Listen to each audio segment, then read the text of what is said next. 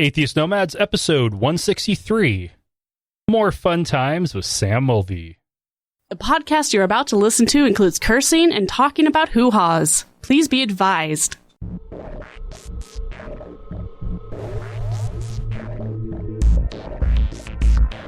We are the Atheist Nomads, bringing you history, science, politics, religion, and interviews with leaders in the atheist community. Not all those who wander are lost. Welcome to another episode of Atheist Nomads. I am Dustin. Joining me as always is Wesley. Hello, everybody. Joining me, as well frequently she does, is my lovely wife Lauren. I'm the hoo-ha lady. And for his, third or fourth appearance on, I think fourth appearance on Atheist Nomads. Fourth, fifth, something, I don't know. Sam Mulvey from Ask Hello, an Atheist. yes, it is. It is an integer. It is an integer, and you've been on the show more than anyone else. Oh, wow. Yeah, definitely, by far. Yeah, surprising. You keep coming back. Well, that's kind of, yeah, I suppose. He won't leave. Yeah. That's because you're in his studio. I'm at his house. Yeah, Wes will go out to get the newspaper, and I'll just be lying down in his yard, face down. Yes. Oh, my God. Like a Sam gnome. So Sam, you do Ask an Atheist, and you also have more shows that record in your place, too, right? Yeah, wow, let me see. So, yeah, Ask an Atheist, going on year 6 now, or perhaps even year 7, I don't know, I'm bad at counting. And, but we also have Radio versus the Martians, which is Mike Gillis, who was of Ask an Atheist, now. Radio versus the Martians, which now includes Podcasta La Vista Baby, which is a retrospective of Arnold Schwarzenegger movies, and it's they badass. just started up something called Hex and Violence, which is it's amazing. Another retrospective of the Jonah Hex comic books, not the crummy movie. They put out a 0 and their first episode, and it was actually really fun to listen to. It was good. Oh, we listened to that driving back from L.A., going through roughly Jordan Valley, Oregon area. So we're out in the middle of an area where the nearest cop is an hour and a half away. Open carry makes sense, and where cattle rustling still happens. Right. So hearing about Jonah Hex there was perfect. It was perfect. We were in the Wild West. Yeah, that's a good place for it.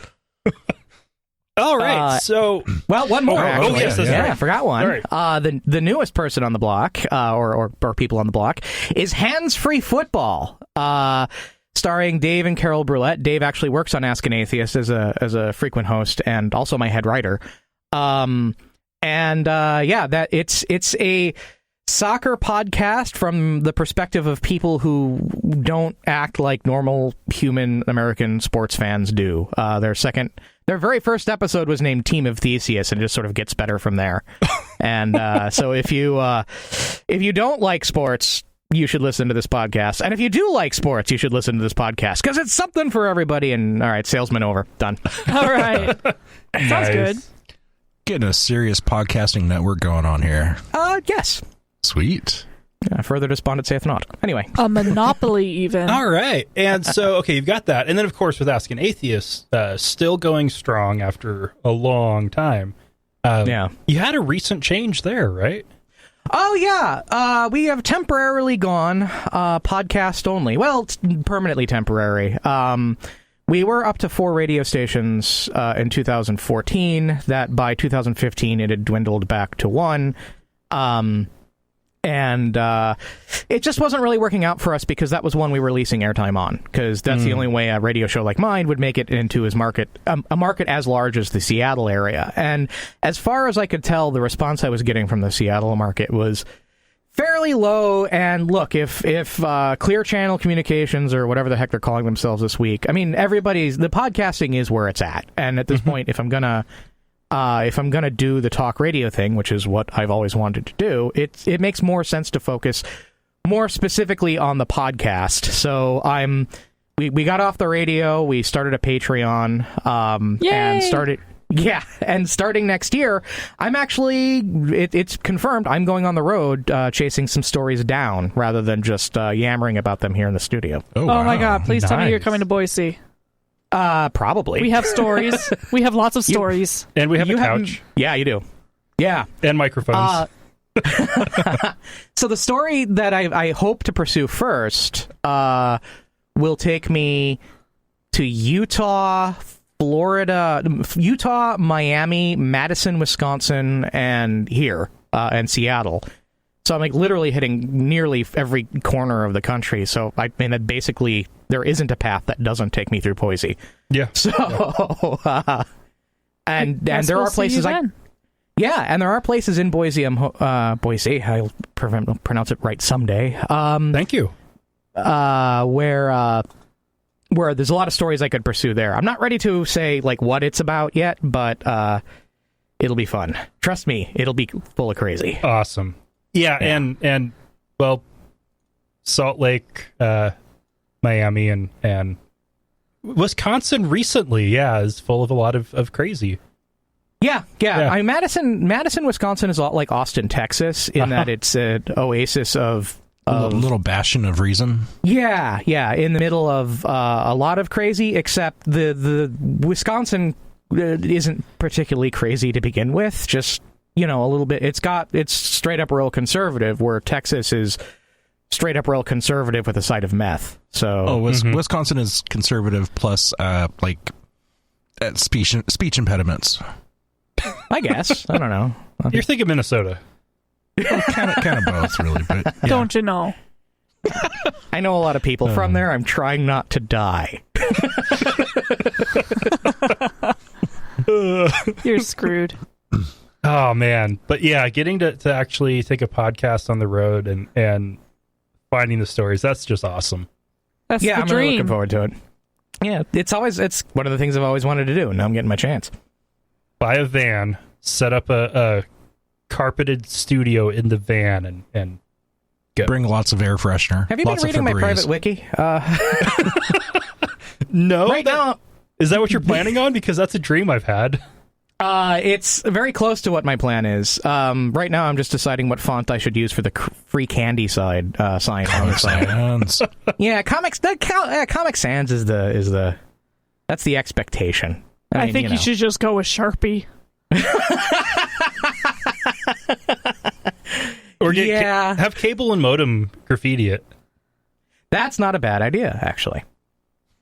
With a wizard and a dragon. With a wizard and a And if you don't know about Cable and Modem, you need to listen to the last episode of Ask an Atheist. Well, episode before last. Or episode before last, yeah. There's somebody been going around Tacoma. There's a lot of mural art in Tacoma. It's a big town for that sort of thing. And I'm by no means an expert in it, but somebody's been going around painting over the mural art with signs like God is great or whatever. And the public interface of this group of people is apparently like a 12-year-old boy, and told it was either Cable or Modem that their art was of the devil. And so we interviewed them. In the upcoming weeks, we're going to be doing a follow-up interview with somebody from the city of Tacoma about it. And I don't know that we're ever going to get an answer out of this because it's, vandalism, but there you are. Mm-hmm. Wow. I'm excited to hear that. Yeah. Me too. Man, I thought Tacoma was better than that. Shit. Well, I've lived there too, and I also lived up in the Everett area, and what I found between the two places was different kinds of crazy on the normally quiet right. Tacoma, it was more Christian. Everett, it was more meth. Yeah, there's a border that runs just south of Tacoma, an ideological border, which is why Tacoma has all of the liberal trappings one would expect of a small city within the orbit of Seattle. But we also have people coming into the Pierce County government who are David Barton devotees, putting up "In God We Trust" signs, and all the stuff that you would expect of "In God We Trust" Incorporated. when you have thousands of people, just coming in from all around the U.S., into the military bases down there, that really helps kind of redden the area, though. Does a little bit, but you'd be surprised how much of it isn't coming from the base, believe it or not. Yeah, so there are people out in places like Spanaway. Yeah, Spanaway, the area around the mountain. Mm-hmm. Most of the people who live off base who live in Tacoma, tend to fit in Tacoma and its strange ideology fairly easily. So, yeah, that was definitely my experience. Yeah, it was just the weird rural people who you don't know which kind of weird they are, but they all are one or the other. Pretty much, yeah. And this is not to say anything against rural people. It's just rural people there. Yes, he is. Well, Ramtha's out there, if we want to go something we can comfortably talk about. Are you guys familiar with Jay-Z Night? Yes. I am not. No. Tell the story. Sylvester Stallone's mother used to just speak just loads about this Jay-Z Night in Ramtha. Yeah, so Jay-Z Knight is this person who runs New Age religion, and they have a compound outside of like Olympia, somewhere around Lacey, somewhere in there. Okay. I don't know precisely where it is, but she channels somebody from the great state of Atlantis named Ramtha, and she gets money for doing it, and I honestly have never really dug into it because it seems like a fairly straightforward just channeling cult, which just pops out here and there. But it seems to be specifically a very successful one. I remember hearing about her and driving, and my mom driving by her house in the 80s. I mean, this woman's been going on forever. Yeah. Wow. And the compound was nice. It was like a big, sprawling ranch kind of looking place. So, yeah, I mean, she's been pulling in money for a long-ass time. Damn. Hey. Fucking A, Atlantis rocks. Oh, man, yeah. People like that. There's, all brands of crazy show up. And the bigger you are, the more there'll be. Uh-huh. Yeah, we were just down in L.A., and, oh, man, there's so much down there. Every kind of woo and spiritualism and Scientology. Yeah, Scientology has a huge presence down there. Oh, yeah. It's great fun. For one little bit of interesting trivia I noticed today, totally changing subjects, I guess actually back. I was looking at my podcast subscriptions, and I noticed that my oldest subscription right now that's still going is Ask an Atheist. Aww. Really? Yeah. Actually, now that I think about it, 6 years is a long time for a podcast to go. I mean, it seems like there's you get podcasts that start up, last sometimes a month, and they go, yeah, never mind, this is actually a lot more work than I thought. Then you've got some of them that go a year or 2 or 3, and they either accomplish whatever mission they set out to do, or it just isn't, it isn't doing what the thing was for. And then there's a huge gap, and then you've got really long-lived ones. And I seem to be slowly drifting the gap over into the long-lived podcast region. So... Yeah.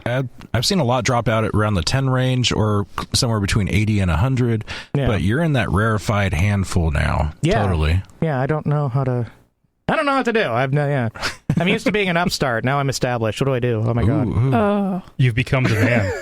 You are the man. In a very, very small room. But yeah. And someday you'll be the man in a van. Down by the river. Oh boy! Down. Yeah, So are you going to build mount boom stands or the boom arms into it? I'm still. It depends on the topology of the vehicle I end up getting.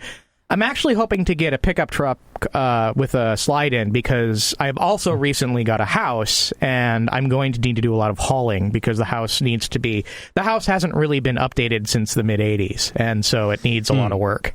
And things like asbestos abatement, which I'm currently looking into training for. And so what I'm hoping is that I can get a truck for working on the house, and then when it's time for me to go on the road, I can drop a camper into it, and depending on the price of petroleum products. Camping my way across the country may actually end up being a lot more economically viable than traveling in a small car and staying in hotels. And more fun. Yeah, depending on because I've like worked out the math on that a few times, and it seems to be the number of miles you do per day makes up the difference. So if you're doing under about 400 or 500 miles a day on average, then it's more economical to do a larger vehicle you can sleep in. Right, and I'm very good at long term, like driving for a long period of time. I did Chicago to Phoenix in 32 hours once. Not something I would suggest to anybody. And nothing he wants to do ever again. Not really, yeah. Special circumstances. But if you're going to Salt Lake and you're going to be there for a week, then it's definitely more economical if you have your own bed with you. The math I did is that if gas goes north of $3.10 or $3.10 anywhere longer than 500 miles on my trip, then it makes more sense to instead take the Hyundai and stay in a Motel 6. But if it stays below there, which I mean all the financial outlooks say it will, it makes more sense for me to build out a small recording thing and sleeping area in the back of the truck and then take that with me. Well, if you ever need to do a really long haul, my sister had a bit of advice for me long ass time ago. Going from San Diego to Seattle all in one trip. Meth. Yeah. I'm exactly that kind of guy who'd never get off of that. Are you kidding? No way. Not a chance. Yeah. And meth is one of those nice ones that actually kills you after it screwed you up. It just keeps eating at you. Yeah. And that's one of the reasons we don't talk. Right on. Yeah, as much as I might want to look like the Crypt Keeper. All right, on that note, we're going to take our first break, and then we'll be back. The Atheist Nomads are hosting a 12-hour streamathon from 1 p.m. to 1 a.m. Mountain on Saturday, September 24, 2016, to raise money for the Leukemia and Lymphoma Society's Light the Night Walk.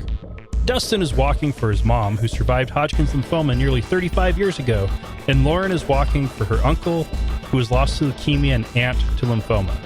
Both are walking as part of the Treasure Valley Coalition of Reason team. The funds raised will be going to help patients pay for the ridiculously expensive treatments. Go to atheistnomads.com/live for more details and links to where you can donate. And yes, there will be a drinking game. Atheist Nomads is proudly brought to you by Archway Hosting. Check out their low-price, full-featured hosting solutions at archwayhosting.com. That's ARCHWAY hosting.com. Hey, we're also brought to you by listeners just like you. Find out how you can become a patron at patreon.com/Atheist Nomads. That's patreon.com/Atheist Nomads. And we're back. All right. So, Sam, you came over to mine and Meredith's house yesterday, and you checked out my gear. Yeah. Figuratively and literally. I'm waiting for the fan art.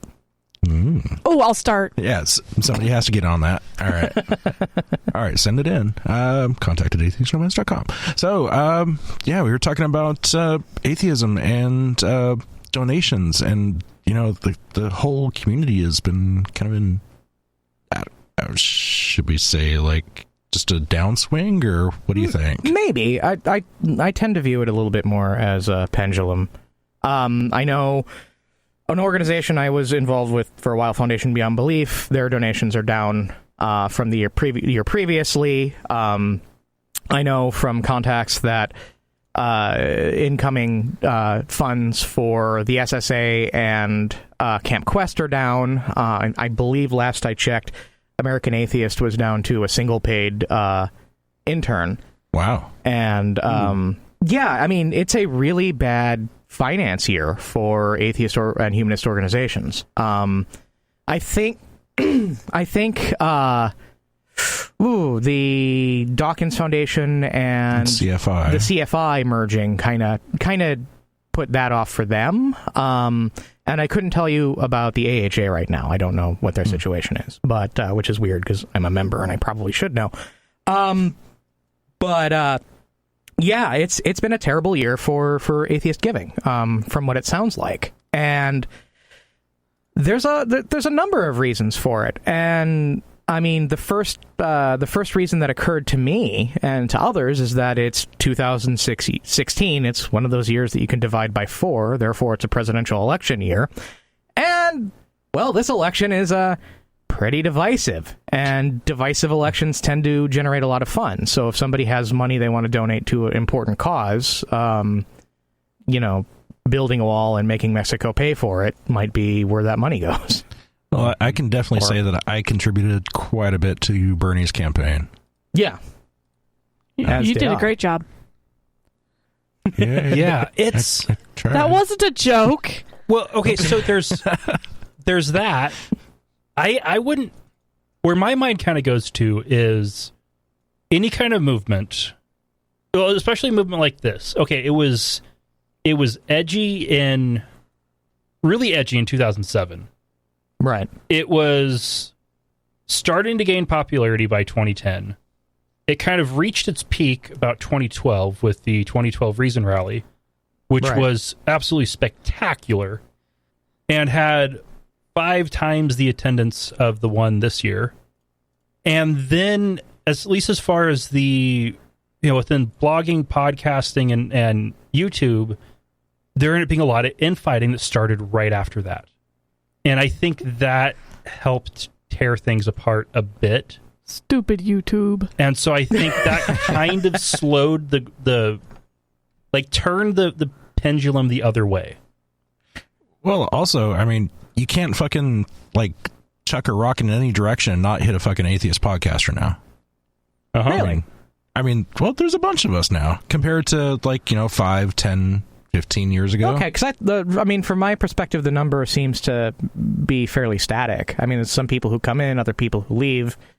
There's a churn. There's definitely churn, but I think that there's still more. It's still an upward rising. Well, if I were to take that into account, I think that the fact of the matter is we are in the middle of kind of a big time for podcasting.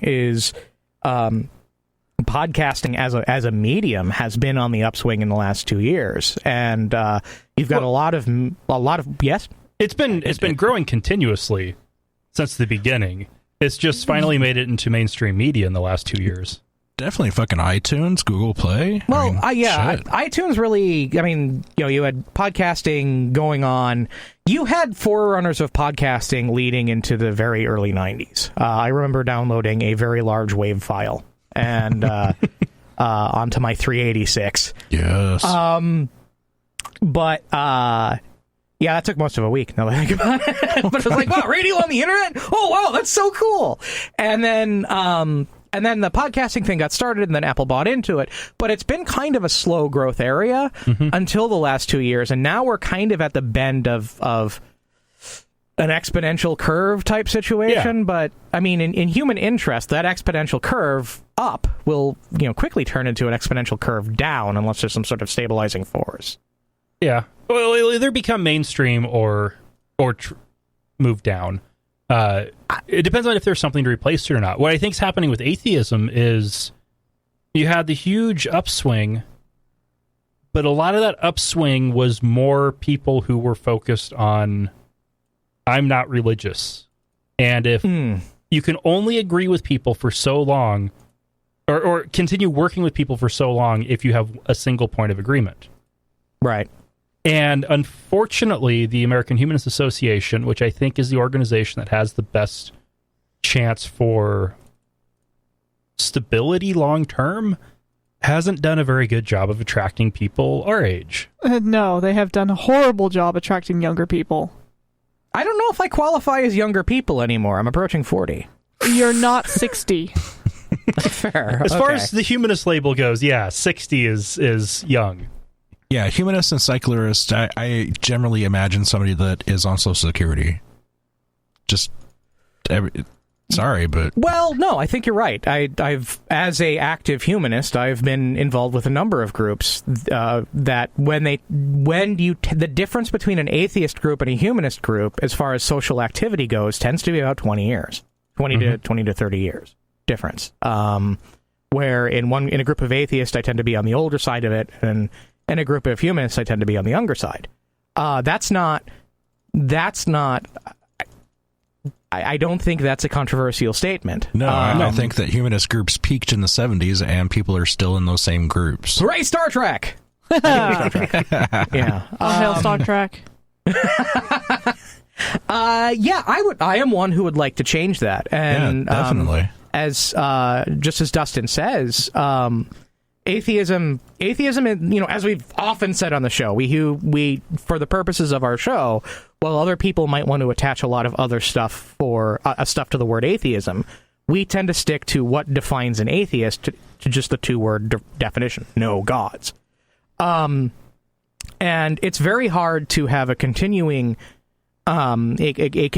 social movement based off of what you don't believe in. It's very hard to throw a party. Because, basically you're saying no all of the time, and that's not that much fun. You have not been to one of my parties. I don't mean like in interpersonal communications. I mean just like the whole point of the party. It's like an anti-piñata. I mean, telling creepsters to go away is a completely different category. But the thing is, we are definitely a group of people who as a movement, have a lot more than atheism going on. Whether you attach, political, social justice stuff to it or not. But we're very specifically empirical. We're very specifically skeptical in terms of any supernatural claims. And by empirical, we tend to mean, following the scientific evidence. And that's something that's a little different from previous movements, even the ones spawned by Star Trek. Right. And you look at the big disagreements that were happening, say, 2012, 2013. Free Thought Blogs comes to mind for a hotbed of that. It wasn't over any of the empiricism, it wasn't over skepticism. It wasn't over, any tact to deal with religion. It was purely on, social justice issues. That's where the disagreement all was. Well, yeah, because you've got differing groups of people coming in. It was a huge, from 2006 on, it was just everybody was like, wait, we can talk about this now? I know that was kind of how it was for me. In 2006 is the whole reason I got involved in this movement to begin with, was because of that, I think I mentioned this a lot, a CNN panel where they're saying atheists were the most hated minority in America. I remember that one. Yeah, now we're going to have a panel discussion. We're going to have no atheists on it. And I saw that as it happened while I was at Becky's apartment in Phoenix. And I at this point, I had just come out to my friends that I'm sticking to the hard atheism name now. And I realized a couple things in that speech. Is one, atheists are a minority? I basically just refused to buy it then, and I still am not wholly convinced now.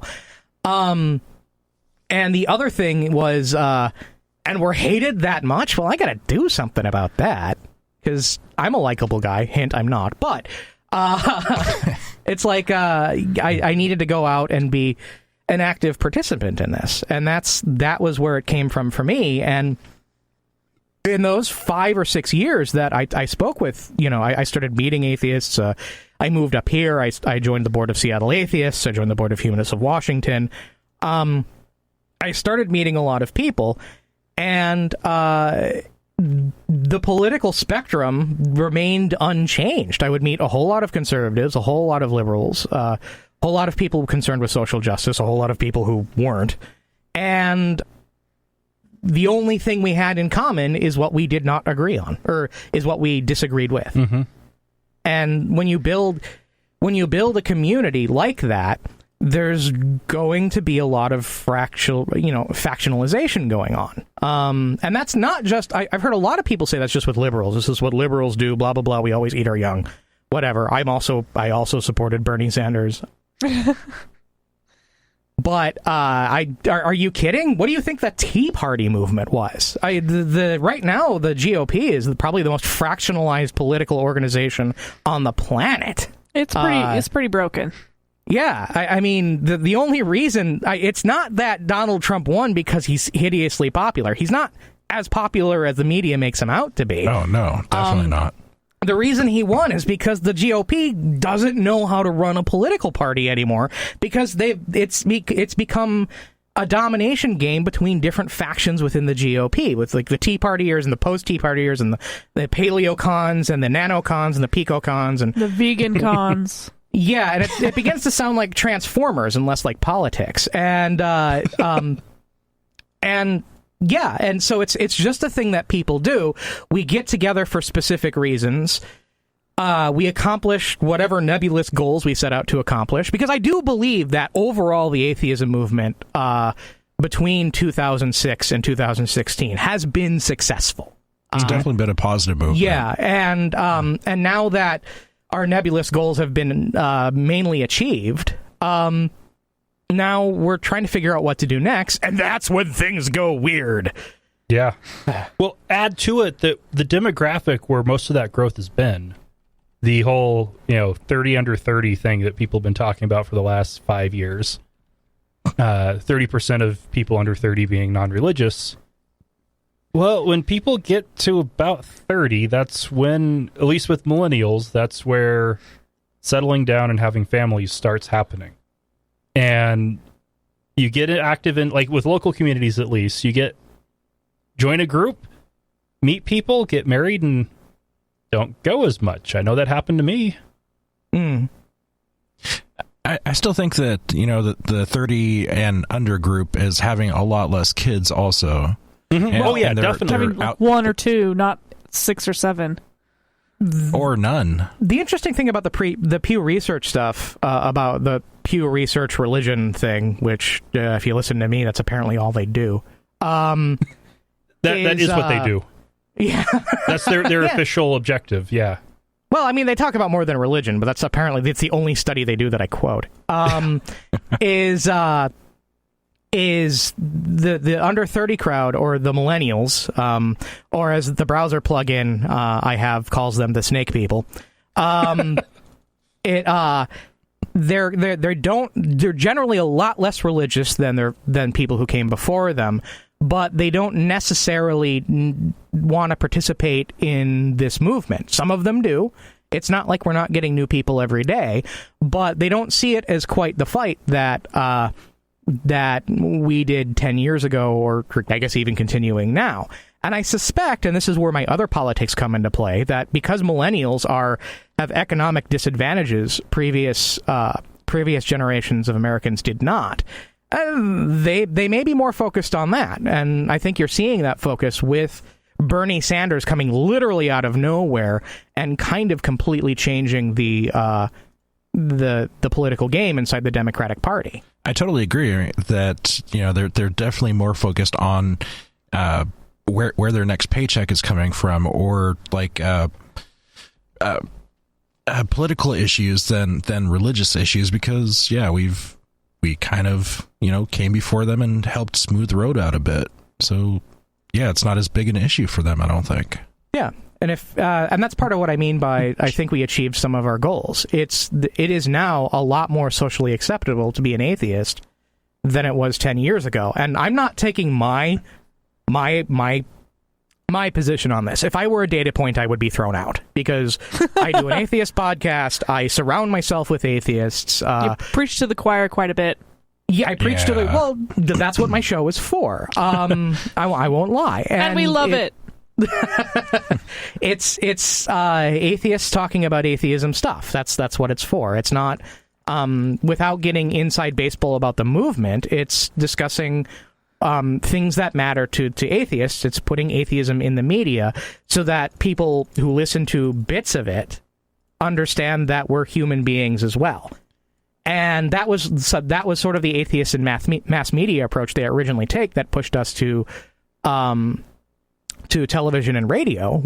It was putting atheist ideas in mass media where they could be heard by non-atheists. And I think we got there, and I really think that the major atheist movement of the last 10 years, if that was one of our goals, and I do believe it was, I think we achieved it. It's a lot from talking to people who live in Arizona, where, when I left Arizona in 2007, there was no humanist center. I could find no humanist organization in Arizona when I left. I wasn't looking in the right place, but they were all sort of concentrated in one part in Ahwatukee Valley, which is actually kind of tough to get to if you live in downtown Phoenix and don't drive a lot. Now it's valley-wide. They have this amazing center in Mesa. There's atheists and humanists going out every weekend and doing something. They're regularly in the media, and they're even in the media positively. It's way easier to be an atheist in Arizona than it was in 2007. And I had nothing to do with it because I left. Mm-hmm. And so I think on that respect, I think the movement that may or may not be over, or that may be moving into a slow growth phase than an initial boom phase, has achieved its early initial goal. Yeah. Okay, so basically we shot ourselves in the foot. Okay, every atheist out there should just take a year off and let the religious people come back in, and then wait, come on, we need more people to get in here. And well, it's not like the religious people have been quiet. No, it's not. But if we remove our voice completely, then they will shout louder. I wouldn't say we've shot ourselves in the foot. We've done what happens with every movement. It grows. Oh, sure. I mean, it gets loud. People burn out. It tapers, and then it's that second wave. And I would count for the atheist movement 2007 as the start. We're approaching the end of that first wave. That next wave will probably be the one that will be stable and really make things happen. Because we're going to raise our children like that. Yeah, definitely. And like I said, it's not that every millennial, thinks that we're not worth it. Like I said, there's new people coming into the movement and working with community organizations every day. It's not that we're not growing. It's just that you're not seeing the huge influx of numbers that we saw as early as 5 years ago. Mm-hmm. And I actually think that's a good thing. I don't think we've shot ourselves in the foot. I think we're just following the curve of a potentially long-lasting social movement. Yeah. It was more of a joke, but still, I can totally see that too, that we just need to wait it out and, just keep on pulling people in slowly but surely, and they'll be the ones that stick forever. We'll just keep normalizing it. We have to keep persevering as we go through what might end up being a quieter and less numerous phase to make sure that we have to make sure there's something on the other end, and there's no reason to think there won't be. I agree. Yeah. We just don't need cheerio. We just don't need the big ragey firebrands so much anymore. I think we still do. Yeah, says you. At least in I Idaho, have fun with we my still brand. do.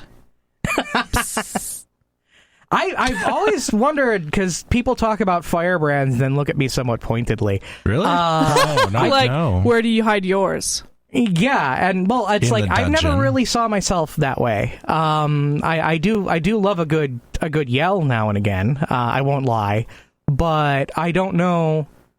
I've always appreciated the fact that you had to, if you wanted to hear what I had to say, you had to come to me. You're also not ragey or loud or overbearing in any sort of way, though. I have many friends who would disagree with you very strongly. All right, Yeah. well. Well, they suck. Hey, I like those people. Hell, I'm married to some of them. Well, she's got to keep you on your toes. That's her job. Yes. I think there's always going to be a room for firebrands, so maybe we need a different method of firebrand, a different style of firebrand, and there's been a lot of I think there was a lot of contention for being one of the firebrands who drove the atheism movement. And in a lot of ways, and I think it comes from the four horsemen of atheism, and in a lot of ways, I think that hurt us in a way. Because you had a lot of people aiming for top spots, which kind of subverted the idea of building a long-term social base for continuing the movement. But that's a lot of movements have had that problem. You have somebody, you have an iconoclast show up and everybody says, hey, yeah, right, okay, I believe this guy. And then they follow him around for a while, and then there's a lot of people who come in who want to be that guy. And that happened to us because despite everything, we still maintain our human being status, and we can still have our opinions changed by the things that we complain about in other people. But I'm hoping we're moving into a phase where we don't need such iconoclasm. Am I even using that word right? I don't even know. Sure. Yeah, where we don't need that. Where we're allowed to have a lot of smart people who say a lot of smart things, but we're a community movement and not necessarily a movement behind a follower. Behind a leader. That too. All right, let's take another break. And do everything we can to keep Dawkins off of Twitter. Yes, please. Yes, please. We love hearing from our listeners. You can email us at contact@atheistnomads.com, tweet us @atheistnomads, send us a message on our Facebook page at facebook.com/atheistnomads, or better yet, call us and leave us a message at 541-203-0666. We might even play it on the show. You can also help us out by leaving us a review on iTunes, Stitcher, or your podcast directory of choice. I would like to talk about my caucus. Whip it out. Okay. Well, no, it's we've been stacked. It kind of was. So we've been talking about Bernie Sanders a bit here, and I think we've all vocally said we've supported Bernie Sanders, and I'm not. And while I'm starting to get a little bit more political on the show, this isn't the kind of thing that I really want to do on my show, but it's a great story, and I've been kind of looking for a place to share it. By all means. Yeah, go for it. All right. I went to so in Washington State we caucus, which means we get in a room and scream at each other, and whoever screams more loudly wins, and the person we're screaming for ends up being the president. It's kind of an inefficient voting system. And so this is the second time I've gone to the caucus, because I've got a friend of mine who recently came out from under a cloud of religious confusion and wanted to participate in the political process. And so I said, dude, if you go, I will go with you. And so he wanted to go, so I went with him. And I got selected to be to go onto the legislative district caucus. It's like Karate Kid. You get past one ring and you go onto the other one, and then somebody hits you with a weird kick and you fall down and flop around for a while. High five, I did too. Yeah, a lot of us did. There was a large number of people in the atheism movement here in Washington State who ended up going on to the legislative district caucus. And in fact, we've got one of them is Jennifer Goulet, who made it to the general election. Was it District 3? I forget. But anyway, yeah, she's running for one of those hot places. Yeah, the state house. Yeah, she's running for the state house. Okay. And then there was this guy there who just came up and started talking to us, me, Becky, and my friend Sean, and we eventually.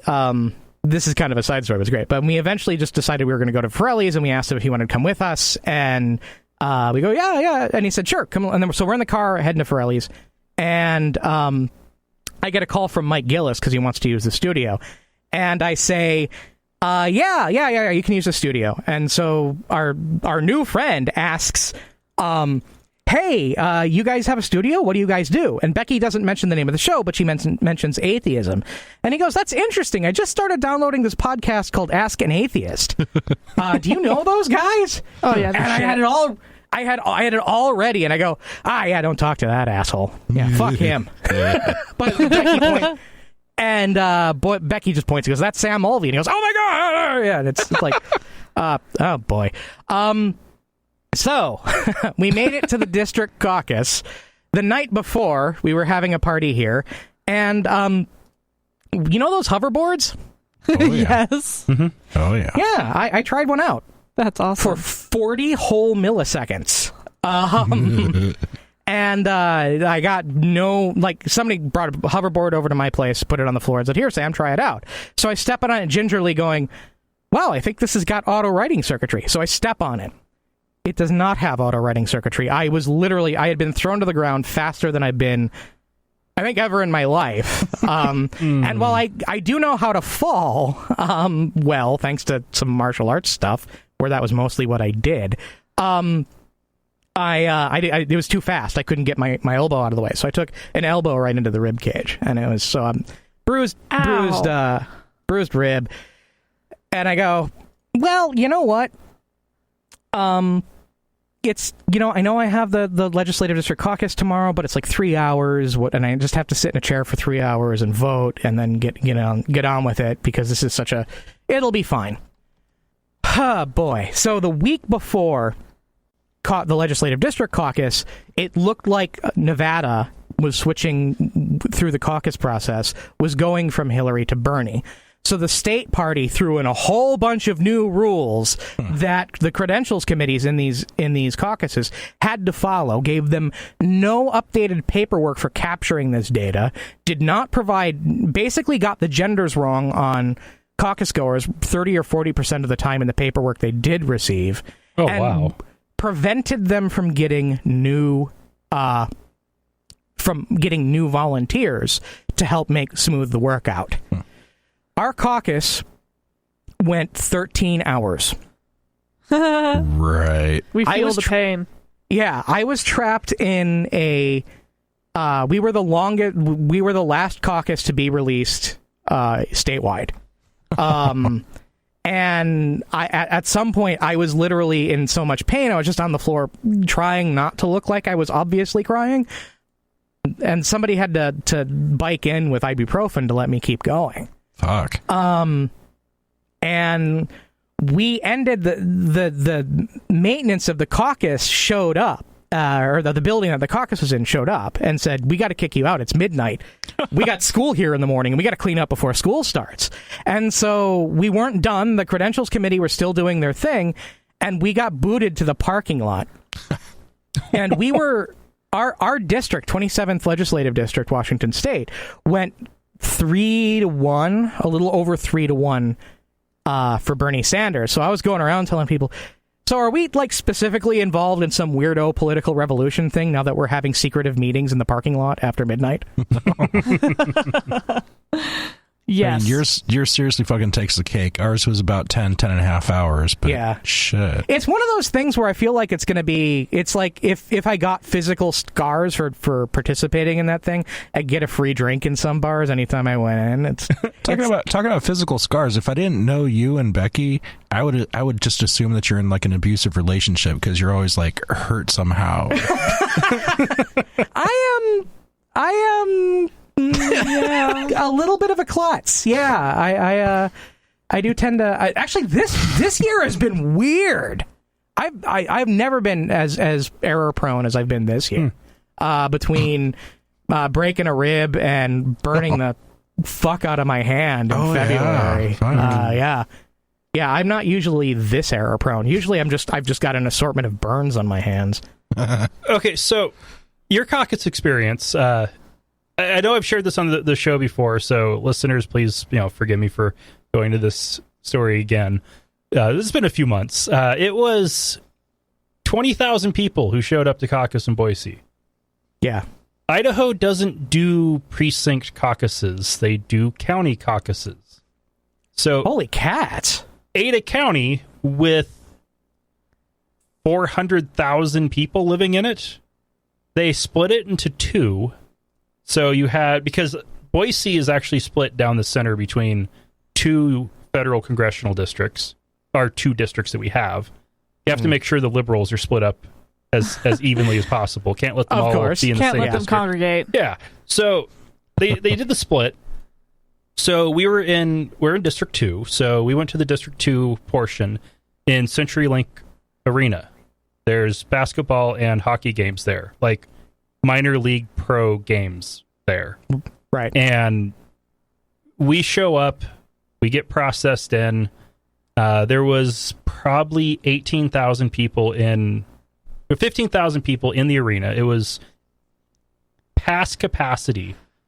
The first district was in a convention center right next door and had 2,000 people.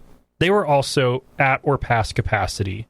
At one point, CNN was reporting on the line that stretched a mile, and this was an hour after the caucus was supposed to start.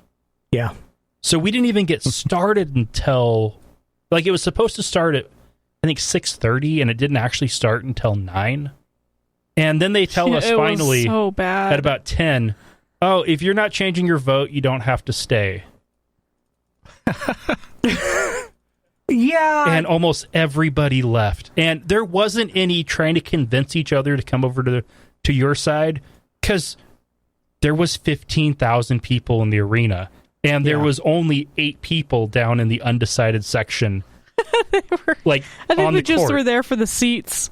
Yeah, There were- because there wasn't room. Well, they had left three-fourths of the center for Hillary Clinton voters, and it quickly became apparent that there were much more Bernie Sanders voters than Clinton. Yeah. So, And like, they overwhelmingly. They resisted so hard to start allowing Sanders voters to move into the Hillary section. And when they finally did, pretty it was just because they were about ready to get shut down for having 1,000 people standing in the aisleways. Yeah. Interestingly enough, there were a couple things where if you're not doing this and you have registered if you've registered your vote, you've signed in, and you're not changing your vote, you can leave. There were not many Hillary Clinton supporters to begin with. I think a lot of them left.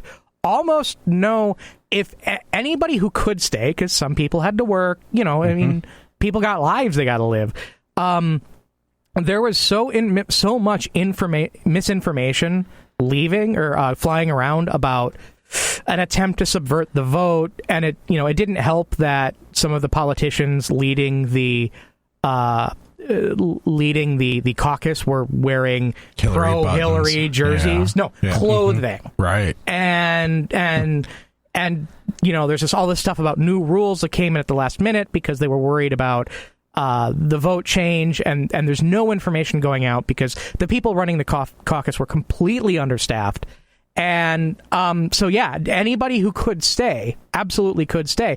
I heard people call out of work. I heard people call in emergency babysitters.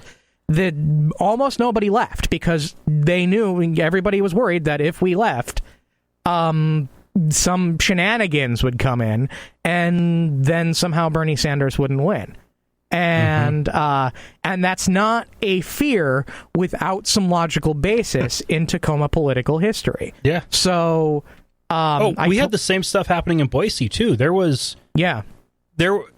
knows how many people drove by, saw the line, and didn't bother parking? Yeah. It was could ridiculous. have easily been 3,000 or 4,000 people. But there were not everybody in the line was actually allowed in, and they promised they were going to. They kept saying everybody who showed up is going to get in. They couldn't let everyone in, and if they had, at the rate people, because everybody who was voting for Hillary, they all took their seats by 7:20. Everybody else coming in after that was for Bernie. And if everybody had been able to get in, Hillary would have been shut out of Idaho completely. Right. As it ended up being, all the weird rules that they put in to make sure Clinton doesn't get any votes taken away from her ended up working in Sanders' favor, because they were assuming that those rules were written with the assumption that Hillary would have the majority, and then she didn't. And then because the scuttlebutt is, this is a rumor backed up by a source I won't name, but the idea was that a lot of the Democratic Party was thinking a lot of the Bernie Sanders people wouldn't show up, so you'd have a plurality of Clinton supporters, and then they would win by default. That didn't happen, And that attitude is probably what prevented people from going somewhere else. I could have definitely been doing something that day, but I was afraid that I knew Pierce County was very pro, at least the Democratic side of Pierce County was very pro Sanders, and I wanted to make sure that representation happened. Mm-hmm. I had a fear. Yeah, totally. I did not want any shenanigans to happen, so I was like, fuck it, I'm staying until this is over. Pretty much. Yeah. Oh, one bit of... It's not like there wasn't any... This didn't happen anywhere else. Right. Fucking look at Nevada. Look at a lot of other states. Yeah. One bit of shenanigans I haven't mentioned yet for Boise that we had was the first congressional district side with 2,000 people, if even.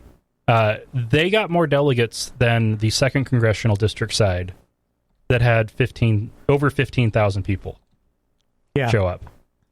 When technically Idaho does county caucuses, and they went ahead and split this one, and the half that was going to be most likely to be bringing in Hillary supporters got more delegates than the half that was more likely to support Sanders. It was it was illegal. It was misrepresentative. It was everything wrong with parties the system. are private organizations. Yeah, they're totally allowed to do this. Yeah. Okay. Yeah. They are allowed. They shouldn't be allowed. Colorado, the Republican Party didn't do a caucus or a primary this year. Yeah. The party central committee chose Ted Cruz to get all of their delegates. Yeah. Didn't work out too well for him. No. Poor Ted Cruz. Yeah, I mean, there's a lot of... My hope is, and that seems to be working out here in Pierce County, is that so many people had their faces rubbed in just how screwy local politics is, that they're getting in on the game. And they're not the people getting in on the game that, party stalwarts would necessarily like. And there's this idea that all these young kids getting into politics, they're idealists, they don't understand the political process, they don't understand that these things have to go in fits and starts, et cetera, et cetera, et cetera. And like, you don't understand, the first person they voted for was Obama. They've been through this political process already. They know exactly what you're talking about it. And at this point, they've been at the raw end of this stick way longer than you ever were. And they're probably better at this game than you. So whether or not you like them or not, these are the people you're going to be talking to for the next 60 years. So maybe start being nice to them. Rant now, Idaho didn't need to worry nice about to a millennial. Idaho didn't need to worry about that because realistically, all the people that are pissed off are probably going to just leave the state. Oh, really? That's our plan. There's quite the exodus of young, educated people leaving Idaho. I knew they're getting out of. And it's not just the economy. That's a huge part of it, but the politics is as much of a factor. And when you get out there and you see, the Democrats are just as fucked up as the Republicans here. Right. That's not, I want to be a part of this. They aren't even trying. It's like I knew Idaho was hemorrhaging its young people, but I thought the major influx was into Boise. No, they're going to Portland, Seattle, and San Francisco. Oh God! Or if they're Mormon, they're going to Salt Lake. Right. But they're all So there is rural Idaho hemorrhaging to Boise, and then Boise is hemorrhaging to everywhere else. Okay, I see. Well, Bernie might have went independent the second he got out, and he might be stumping for Hillary. But his big thing now, as it kind of always was to get people involved and get people into politics, no matter the level. Yeah. Mm-hmm. So I'm so happy that he's pushing that. Yeah. Yeah. And helping to fund campaigns. Today. What's that? Oh, I just remembered I forgot to vote today. Thanks, guys. What was there to vote for today? Boise School Board. Oh, that's important. Oh, that was really important. Yeah. Now I feel bad. Boise Independent Vote, School people. District. I didn't even know that was happening. Most people don't. I had a friend who posted. Oh. He was a Bernie Sanders delegate. He's very political. I depend on him. Yeah, as you might imagine, educational board and OSPI is pretty important around here. So, the OSPI fight in Washington State has been probably the one election I've been most focused on in the last couple weeks. So it's weird because the person I'm nominally supporting, she's the best. I think she's the best qualified candidate, but she's also very, very religious. And does she let it into her politics? Kind of. It's hard to say. I mean, if she is a part of a Christian organization that says dumb things about gay people, but when gay Christians were thrown out of their homes, she adopted them and didn't require them to change in any meaningful way. It's like one of those things, like where any objection I would make has actually a fairly good answer to it. And I find myself really uncomfortable supporting this person, but there's a massive misinformation campaign about the kind of support she's getting going through the Democratic Party right now, and I've been spending a lot of time. It's like, I want to win fair. I don't like, at some point you got to draw the line on dirty tricks, and I kind of drew it on this one. It's like, because both candidates, this is a top two primary system. Mm-hmm. Both candidates who made it out of the primaries are liberal, are registered Democrats, and they're both very good at what they do. One is an educator, the other is a legislator, focusing on educational policy. I would like a little bit more educational skill in OSPI rather than legislative skill. And especially in a state that has the entire state legislature in contempt of court for not adequately funding education. Like, literally, Jennifer Goulet is running for a job where she might get arrested. Just putting that out there. Holy shit. That's pretty badass, I think. Wow. You know what? Give it a shot and see what happens in 4 or 8 years. Right. And I'm nominally for the person with the better pedagogical approach, because this is a job about running the education system in Washington State. I'm not saying legislative ability isn't useful, but I think I think pedagogical approach is more important. Mm-hmm.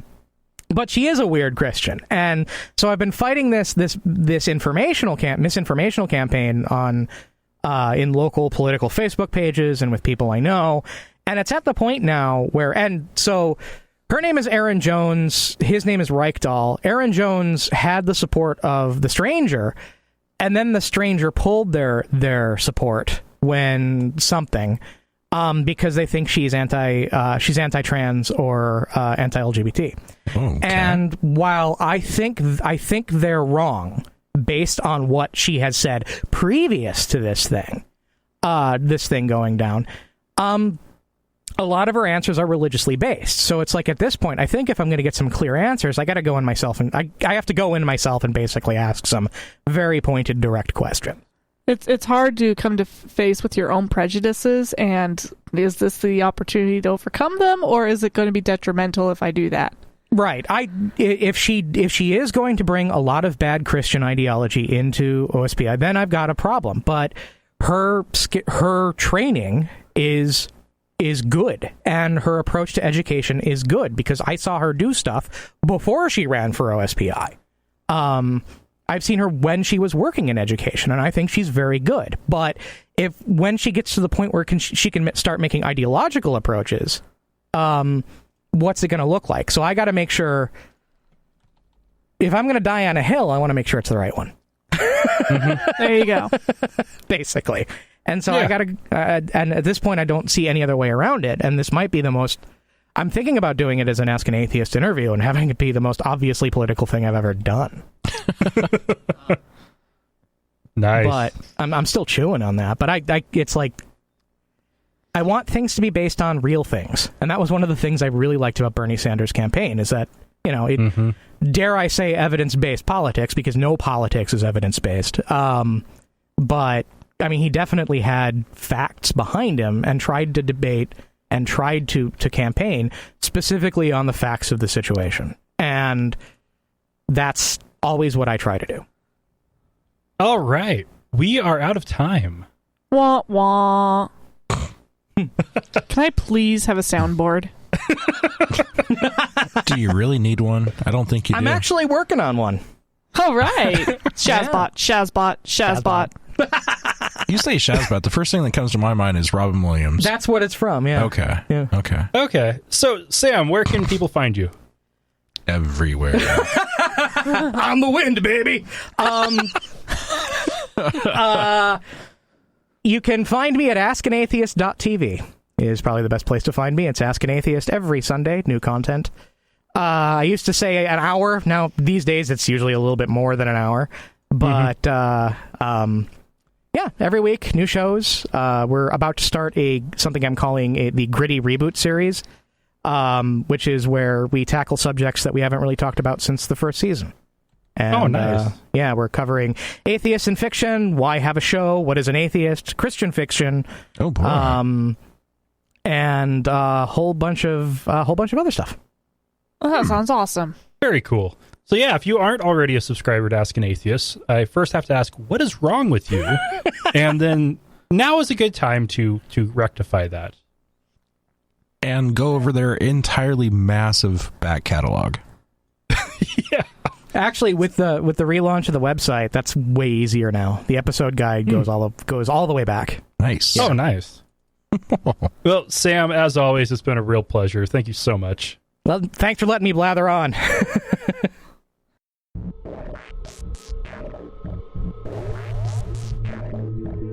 Thank you for listening to another episode of Atheist Nomads. You can find show notes and contact information at atheistnomads.com. Follow us on Twitter at Atheist Nomads, and like us on Facebook at facebook.com/atheistnomads. Please subscribe to the show in iTunes, Stitcher, or your podcatcher of choice, and while you're there, feel free to leave us a review. Theme music is courtesy of Sturdy Fred. Until next time, this has been the Atheist Nomads.